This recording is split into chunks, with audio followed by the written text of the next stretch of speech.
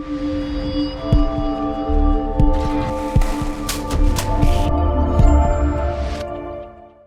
right, hello, good afternoon, and welcome to the Middle East Forum's weekly podcast series. My name is Anaf Kalam, and I will be moderating today's discussion. Now, in a world facing a resurgence of jihadist ideologies, the concept of dimitude, which is rooted in Sharia law and tied to historical jihad, casts a long shadow over modern societies. From blasphemy laws stifling free speech to the erosion of Judeo-Christian cultural identities, dimitude's mechanisms are increasingly becoming more and more visible across the West. Unexpected alliances between jihadist movements, the anti-Christian left, and anti-Semitic factions further complicate this global ideological war. How do these historical patterns shape today's conflicts? What is at stake for the future of Western civilization and global stability? Joining us to discuss all of this is Bat Yeor, who has authored a number of books, articles, and essays on this topic of dimitude over the last several decades. And we will begin today's episode with a brief lecture on the topic from Bat Yeor, followed by a audience Q&A section. And if you would like to ask a question, of course, you can use the Q&A box located at the bottom of your screen to type your question. And with that, I will turn the discussion to Bat Yeor. Thanks for joining us. Hello, Hannah. Thank you to invite me to this interesting discussion and lecture. The word dimitude describes the juridical status of non-Muslim populations conquered by jihad. I will speak here only of Jews and Christians because they have the same statute. This statute is enacted by the Sharia law. It establishes their political, economic, social, and human conditions under Islamic rule. A few words of jihad are necessary because jihad is linked to dimitude. The two institutions are correlated, and the modality of the jihad battles and the prescriptions written into the pact of submission of the vanquished population will be inscribed in the legal code of dimitude. So a few words on jihad. Jihad is fundamentally different from Western concept of war. It is not merely about territorial gain. Jihad is a theological war that seeks to impose Sharia law globally and suppress all non-Muslim religions. Jihad must continue until the law of Allah rules the whole humanity. Peace between Muslim and miscreants is unlawful. Only temporarily truce is allowed, but only if it is in conformity with Sharia norms. Otherwise, it is invalid. The miscreants embody the enemy of Allah because they rebel against his will and refuse to become Muslim. There are henceforth the essence of evil and have no personal rights. They are like objects as animals and can be treated with the utmost cruelty. And this has happened the 7th October, but it is normal in jihadist war. Historically, jihad has extended across 3 continents: Africa, Asia, and deep into Europe, and continue till today. The non-Muslim populations who survived jihadist conquest were allowed to live in their own country, tolerated only under strict conditions. Security for their life, their family, their good, and religion was guaranteed. they could also keep their own civil law. However, they had to accept discriminatory legal statute dictated by jihadist legal codes and Islamic jurisprudence, both rooted in religious scriptures. It is this statute that I call dimitude. Dimitude, therefore, is a direct consequence of jihad and is tied to these two fundamental pillars of Islamic theology and civilization, jihad and Sharia. Jihad, Sharia, and dimitude, being fundamental components of Islamic civilization, religion, and faith, are thus extremely difficult to reform. As jihad expanded, so did the number and diversity of the indigenous population subject to the laws of dimitude increase. Despite the difference in creed, culture, language, behavior, they share the same reality, submission to the same, or more or less same, harsh Islamic legal legal framework. This is why we can speak of a civilization of dimitude spread across continents and lasting for centuries. Today we are witnessing a powerful resurgence of jihad, bolstered by unexpected alliance, the anti-Christian left, the ex-communist factions, neo-Nazi, and Western anti-Zionist. We are facing a relentless global ideological jihad war against Judaism and Christianity. This jihadist movement is spearheaded by fundamentalist group, and but I have to underline, and this is important, that not all Muslims share their extremist views. Quite contrary often. Many Muslim governments also actively oppose them. But since the 1970s, jihad has taken on a new dimension, one that involves mass Muslim immigration into Western countries and is closely tied to Palestinianism, a jihadist Nazi movement aiming at the eradication of Israel. This movement has collaborated ideologically and militarily with both Nazism and fascism from the 1920s.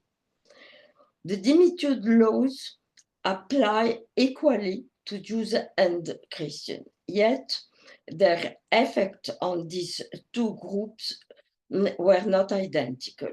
When the conquest began in the 7th century, Jews were still numerous in their country, Judea, Palestina, and throughout the diaspora, but they lack a central authority.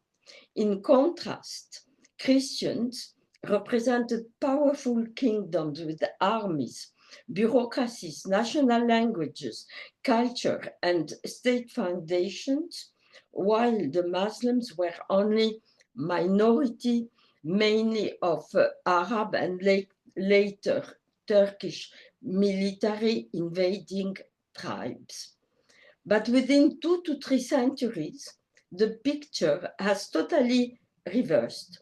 Christian majority became impoverished, marginalized minorities, stripped of their language, their legal power, their cultural identity. Meanwhile, the Muslim minorities rose to ruling position. Arabic replaced the indigenous language, later it was Turkish, and Sharia replaced the former Christian legal systems. I coined the term dimitude to describe the mechanism that transform a Judeo-Christian civilization, strong civilization, into an Islamic one. While studying these complex mechanisms, I began noticing their introduction into Europe. I will just mention a few now. First, the blasphemy law. I want first to point out that the Islamic concept of blasphemy is different from that notion in Judaism and Christianity. Since the Rushdie affair, the Islamic blasphemy law is now entrenched in European societies. People accused of offending Islam are placed under police protection. Their professional, personal, and family lives are destroyed. Blasphemy in Islam carry the death penalty. Then it is quite dangerous to offend Islam. And today, self-censorship dominates public discourse. Authors, journalists, politicians, and lecturers live in fear of offending Islam. This fear and suppression of freedom of speech is a defining characteristic of Dhimitude. Then there is insecurity. In the civilization of Dhimitude, Jews and Christians were forbidden from bearing arms and from giving testimony in Sharia tribunals. They live in perpetual fear because they could never defend themselves if they were physically aggressed by a Muslim, or if they were falsely accused of having done a crime, because they would never been able to defend themselves, either by fighting the Muslim, or because they would have been killed by law, or to defend themselves in front of a tribunal, because their testimony would not be accepted. And this was the case of Asia Bibi, for instance, in Pakistan, not long ago. So jihadist, the West, in the modern West now, insecurity arises from terrorism. And we cannot know, there is a difference between terrorism and a jihadist tactic, because a jihadist tactic has an aim. It has, it wants to impose on a miscreant state, it wants to impose Sharia laws. So now there is terrorism, there is insecurity in Europe, and we know that the jihadist warfare includes killing. We have suddenly killing at random, destruction, static fire, and hostage taking, among other crimes, all justified by religious law of war against miscreants. I don't want to say that this jihadist war are done in Europe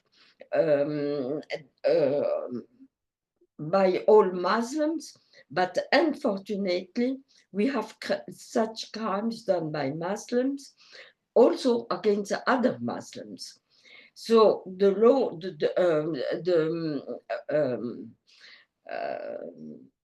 the laws which normal laws, democratic laws that respect the security of everyone, whatever religion, are not respected now or always in Europe. Now we have also the destruction of the religious sites, and attacks on synagogue and church are common in the civilization of Dhimmitude, reflecting the deep-rooted disrespect for non-Muslim worship. And now in Europe, unfortunately, synagogue and churches have to be protected. There is also the refusal to accept non-Muslim authority. Sharia considers obedience to non-Muslim ruler as submission to infidelity, which is forbidden in Islam. Therefore, there is often a concerted effort to undermine the legitimacy of non-Muslim governance and the cultural norm. This discrepancy between two systems of law based on contradictory concepts of justice and peace appear also in the international forums of the UN, because where 56 Muslim countries are voting, and they vote according to the norms of Jihad and Sharia. Then we have the principle of gender inequality and the fact that the Muslim Declaration on Human Rights must be always in conformity with Sharia norms. And this belief, these feelings are increasingly being introduced into Western societies, contrasting sharply with secular Western values. But I repeat, it is not all Muslims and all Muslim immigrants who are imposing this situation of confusion and also of social unrest. In conclusion, I will mention the collapse of the educational system. Islamic and Western view of history are fundamentally incompatible. For example, it is increasingly difficult to teach the Holocaust in school. In the West, Hitler and the Nazi regime are condemned for their atrocities. Because of the Second World War, 70 million people died. But in the Muslim world, Hitler is seen as a hero, and Nazi ideology was shared and supported militarily and by propaganda. The so-called new antisemitism we see today is not new at all. It is a continuation of all dimitude and jihadist hatred toward Jews, which has merged with Nazi ideology and terminology. It is Nazi Islamism. In wokeism, the hatred against the white Westerner, which embodies the essence of evil, make me think of the hatred against the miscreant and his Jahiliyyah culture that has to be eliminated. It is important to teach in schools the history of Jihad and Dhimmitude. Jihad is a major page of human history. It is a force that has changed the face of continents, that have suppressed many people and cultures. The same with the civilization of Dhimmitude, which has affected millions of people on continents and continues till today. It is important today to know well these notions because they are very pregnant in our own time. History is not only Western history. We have to know the history, the Islamic history, Islamic of other continents, in Asia and other places. And we have to know what has motivated jihad, so we shall be better prepared to challenge it in order to keep our values, identities, and able to make peace with the Muslim people if we succeed in have jihad abolished in the UN, in the UN United Nations forum, either condemn or suppressed. Well, many thanks for your lecture. That was very insightful and very eye-opening, something, a topic that we also don't talk very much about here on this podcast. So we appreciate you sharing your insights. Now, I'll begin with a question here. In your concluding remarks, you mentioned long-standing collaboration between Nazism and fascism, and you mentioned collaboration with Hitler and the Nazis. And I don't want to deviate too far from the topic at hand, but one thing that has been of interest to me, and I don't think is discussed very frequently, can you speak about the relationship between Hitler and the Grand Mufti of Jerusalem, and how did that play out for Muslims and non-Muslims in Europe during that time? Between Hitler and Amin al-Husseini? That's right. Yes. Well, the relations were very good. First of all, Hitler has a great admiration, and also the top leaders surrounding him in Nazism. He had a great admiration for Islam. And there were also Muslim military formations included in the Wehrmacht and also in the SS. And he always complimented them, and they had a special favorish treatment by him and by the Nazi hierarchy, military hierarchy and government. So the relations were very good, and also Hitler regretted that his Christianity, that Europe was Christian. He regrets that the Islamic army had been vanquished by Christianity, and so now the Mufti thought that he will do the same as Hitler, the extermination policy of the Jews in the Muslim countries. He was all prepared for that. And the Jews from the Arab countries knew that, because the Mufti was speaking or from Bari or other stations. He was speaking to the Arab and Muslim world.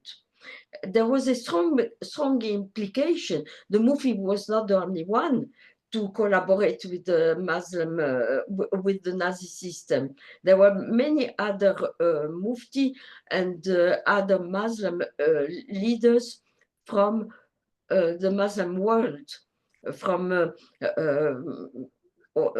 whole Muslim world. They were represented in Nazi, on the Third Reich. The Third Reich was enormous. It covered most of the countries of Europe. It was not only Germany. So we have this Islamic penetration and influence on the whole superficie of the Nazi, the Third Reich. And this has continued after the Second World War, after the peace. I don't want, if you want me to continue, because the Muslim world invited the Nazi criminals There may be, because there was a collaboration militarily also, and Muslim countries, Egypt, Iraq, Syria, invite the Nazi criminals to come to their country after the Second World War. So the Nazi influence continued, and it continued particularly with the Palestinians, because No, they formed them. They formed the Arafat and the terrorist of Arafat. Arafat was in Egypt. He was an Egyptian.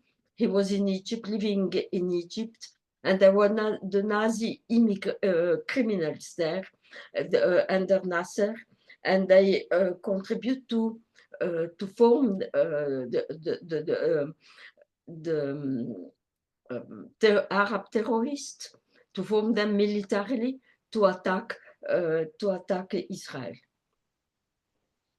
well, thank you. Now, we'll see some of those, hopefully, in the rest of these questions, how some of those historical items contribute to modern society in the West. Now, how has it been possible for many Muslim communities who themselves began in a position as a minority group in countries where they settled in the West? How is it that they were able to grow so rapidly that they are now able to exert their influence and demands over their non-Muslim neighbors in a salient way? You are speaking of now. Yes, How? yes. Well, this is what I have explained in my book Eurabia. They were welcome. They were privileged. So there is by the government. They wanted this immigration for several reasons. First of all, the Muslim world. First of all, they knew all these countries, the European Union. First of all, the European Community, the 9 countries of the European Community, which have started a policy of immigration in Europe. This policy, it was not a simple policy. It was linked with a lot of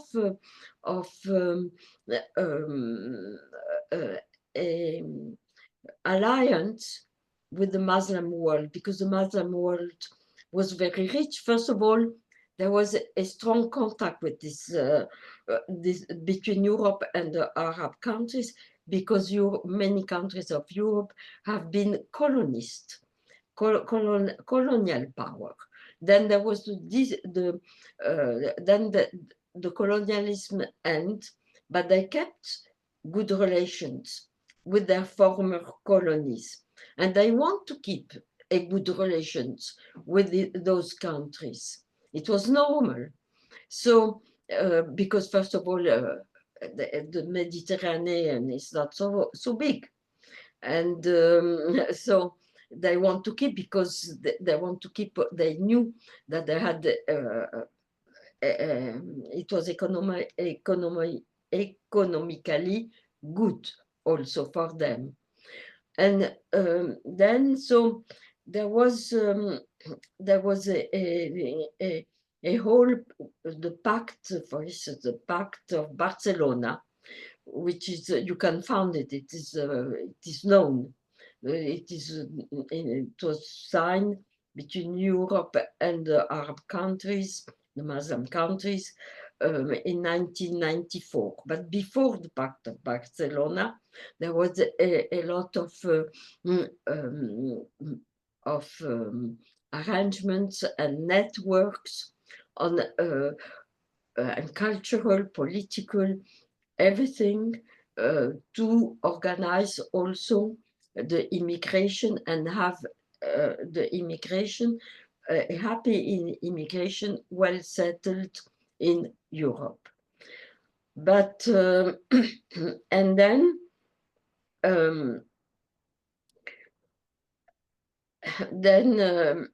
if you ask me how this situation happened. It is because the Muslim population was the immigration population was privileged. It is too long to explain, but if you read my book, you will see how it was done. But I must say that because I have written Arabia and also Europe and the coming caliphate, which I explain how it happened, all this, I had to be put under police protection, and all my writing were refused. I could not publish anything, nor in the newspaper. I could not speak in public. All my appointments were nullified, and I was treated like a pariah. Even if my name appeared in a book, the book could be refused, or if it appeared in an article written by someone else, the article could be refused. My name was polluting any book and any writing piece.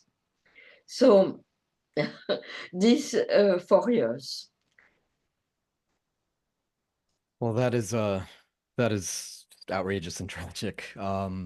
Now we're reaching the end here. I hope you might have time for maybe one more question, then we can wrap up. But on that note there, why do you think it is that some Western countries push back harder against blasphemy laws, and they seem to defend freedom of speech more adamantly than other countries in the West who seem to prefer to appease the demands of Muslim communities and oftentimes will capitulate to them? Well, because first of all, the Muslim population is very big. Secondly, it is very affirmative, and also because it can uh, do crimes, and therefore, and the Western government don't know how to answer to that. And secondly, they are afraid of terrorist of terrorist reprisals, and they don't want that. And also, they are afraid to see their relationship with the Muslim countries to deteriorate, and they want this relationship. They want absolutely to have good relationships with the Muslim world. This is why they have done all that. In the views of some, not all, but in the views of some, Europe should be, and anyway, this was a demand of the Arab side during negotiation or dialogue, what I call the politic of dialogue and so on. They wanted Europe to take its distance from America, from the USA. So this was a demand they wanted a more free Europe, not always submitted, according to them, to the US. But the politics of Europe is very complex, but because there are different parties. They are not, not all opinions are the same. Secondly,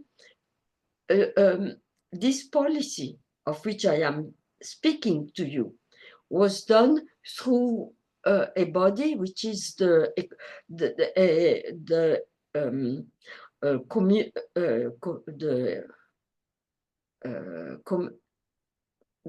European Union, European Community, which has several bodies. It has its parliament, its European Council, and European Parliament. But these are the main ones. But there are a lot of others commissions which are running this policy with the Muslim people, the Muslim state. And the European people didn't know all that. They didn't realize what was going on, that in fact they were giving to the European Union, they were giving a lot of their power, the sovereign powers. They didn't realize that. So now there is a lot of problem in Europe because they want to change policy, but they cannot because they are tied to the policy decided, the immigration policy decided by the European Commission and the European Union. So it looks like they are themselves prisoners of what they have done or their government have done without them knowing it. So it is complicated, but I don't know what will be done. The problem also about having a policy that is against Muslim is not right, because we have a lot of Muslims who are encouraging us, on the contrary, to be stronger against the fundamentalist one, the radical ones. The Muslims themselves, they are threatened and they are advising us to be stronger against them. And the problem is that they came to Europe to protect themselves from the Sharia governments in their own countries. And now as in Europe, we cannot protect them, either because they are they reject Islam, or they are converted, or for all other reasons that make them make them choose Europe and living within the democratic laws of Europe. So it is a complex situation, and I don't know how our government will respond to that. How Europe can respond to that, because we have our democratic laws. We cannot act too strongly, harshly, I don't know. And the European nations have also their political orientation, which, to my view, extremely anti-Zionist, anti-Israel, very much linked to the terrorist movements like Hamas, even helping, we know, with the UN organization. So with the UNRWA and so on. So, and also with on Lebanon, with the Hezbollah, with the UN organization troops there, which didn't stop the Hezbollah while they were while they should have done it. So there are a lot of things to say on that, but how to change situation now when you have millions and millions of immigrants in Europe who have a different culture, different way of thinking about gender, about what is the miscreant laws. They don't want to assimilate, to accept those laws. This is, for this generation and the next generation, a great problem to solve. Maybe people say, a Christian Maronite friend told me, the future of Europe is Lebanon. So I hope it won't be, but we are taking this way. Well, it is hard to be optimistic. To me, it kind of seems like the damage has already been done, but Lebanon is a good end goal to hope for, given the circumstances. Yeah, Now, we have unfortunately run out of time for today's podcast, but Batior, I want to thank you again for taking the time to give us your insights today and to join us, especially given the time difference. I understand it's quite late where you are, so thank you for that. not so much. Thank you. Thank you very much. Thank you. Of course. Now, for our viewers and listeners, Batior has authored a number of books on this subject, and if you are watching this on YouTube, I will be sure to put the links to those books in the video description and would encourage you to check them out, purchase them, and read them if you'd like to learn more. As always, we thank you again for your viewership, for your participation, and I hope you have a wonderful day. Thanks. Thanks. Thanks.